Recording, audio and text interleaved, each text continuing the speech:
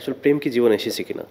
প্রেম তো সবার জীবনেই আসে। যদি বলি আসেনি তাহলে সেটা মিথ্যা কথা বলা হবে। প্রেম না থাকলে আসলে এই প্রেমের গান তো লেখা হতো না।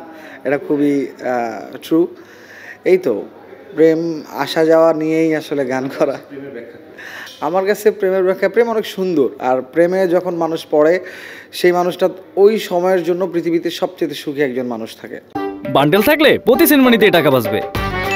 বিকাশ সেনমানি বান্ডিল কিনে জিতুন প্রতি লেনদেনে। না, আমার হচ্ছে, যেহেতু আমি একজন সঙ্গীত শিল্পী, আমি চাই আমার ওয়াইফ গান অনেক পছন্দ করুক এবং সে আমার যেই কাজে তার যেন অ্যাক্টিভিটি অনেক বেশি থাকে।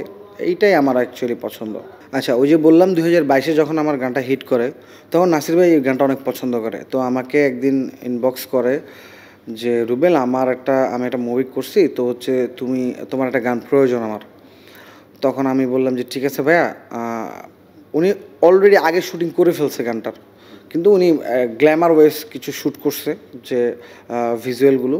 তো আমাকে বলছে যে ভাইয়া, আমি যেহেতু আগে শ্যুট করে ফেলছি, এখন তো এটা আমার জন্য একটু ডিফিকাল্ট হয়েছে, তুমি কী গান করা যায়।